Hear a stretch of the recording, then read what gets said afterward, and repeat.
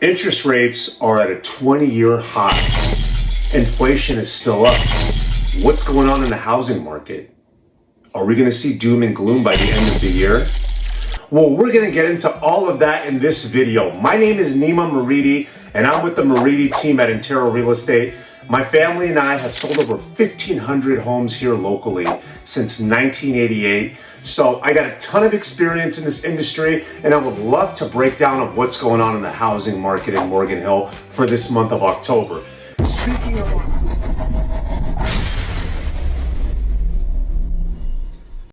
Speaking of October, we're already in Q4, man. I'm seeing the Halloween decorations in my neighborhood, and as soon as you know it, Thanksgiving's gonna be rolling around and we're gonna be in the holiday season. So what does that all mean with the real estate market? Let's get into all of that. So folks, the median list price for the single family homes in the city of Morgan Hill for the month of October is 1.68 million, which means the new listings that are hitting the market on average are going to be listed at around this price. The price per square foot for those single family homes are at $626 per square foot for this month of October. And to put that into perspective, last month in September, it was around $630. So prices have dipped down just a tad from September over to October. The median days on the market are at 39 days, which means that's an industry standard when it comes to median days on the market. It's essentially when a home hits the market to when an offer is accepted. Not when the home closes, but when an offer is accepted. That duration of time is the days on the market. The median days are 39 for the month of October with single family homes. In September, it was around 49 days. So it shows that the homes have been selling a little quicker relative to last month.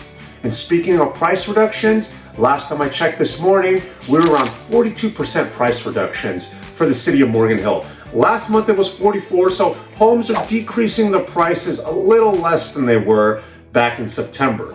We had 52 single family homes available, and last month we were at 50. So inventory has tagged up a little bit as well. So we went from 52 homes this month, 50 homes last month. So it's still tagged up, it's still increased a little bit, but overall it's still hovering around the same. So that just shows consistency in my book. The sweet spot for the single family homes, by the way, I do this for every market update video that I do each month. Essentially, my sweet spot is the price and size of home that's selling the fastest in the city that we're referencing. So for Morgan Hill, the sweet spot is around 1,600 square feet of living space on a 7,000 square foot lot or a little bit bigger. Think of your 3-bed, 2-bath layout. So your 3-bed, 2-bath, single story home, imagine that. Those are selling at 28 days, meaning after 28 days on the market, they're accepting an offer. And just to remind you, the average days on the market was 39 days. So 28 days for those 1,600 square foot homes, those are selling the fastest. That was your single family update. Now let's talk about your condos and townhomes. The median list price for the condos and townhomes in town is $914,000 for the month of October. The price per square foot of those is around $518 per month. That's down from $554 per square foot for the month of September. So that's come down a little bit.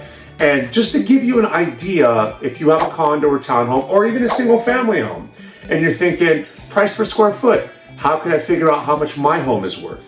If you were to take that price per square foot, multiply it by the amount of square footage in your home, you can get a rough estimate of what it would go for in today's market. But folks, please keep in mind, layouts differ, homeowners association amenities differ, the age of homes differ, the HOA amenities that the complex comes with differ. So you got to take this all with a grain of salt, but I want to give you guys an idea of how you can figure out relative, give a rough estimate of what your home is worth relative to today's market. Let's keep going though. The median days on the market for those condos and townhomes are at 39 days. Last month we were looking at 28, so they're sitting on the market a little bit longer for the month of October. Now the price reductions are significantly less than the single family homes. those are getting reduced at about 25%, meaning 25% of the condo and townhome inventory is having to entertain a price reduction before an offer is accepted on it and it gets in a contract. So there's 12 condos and townhomes available when I checked this morning in the city of Morgan Hill. So the inventory is still fairly low. Now the sweet spot for those is around 1,700 square feet. So folks are thinking, man, I can get a decent sized condo and townhome in Morgan Hill because 1,700 square feet relative to what's out there is a pretty substantial size. And think of your 3-bedroom, 2.5 bath layout. And those are selling after 7 days on the market. So to send you a quick reminder, 25 days as a general for the condos and townhomes. And those bigger units, about 3-bedroom, 2.5 bath, are getting an offer accepted after 7 days on the market. So as you can see, it's still a hot housing market. Folks have reached out to me, and I mentioned this at the beginning of the video regarding interest rates.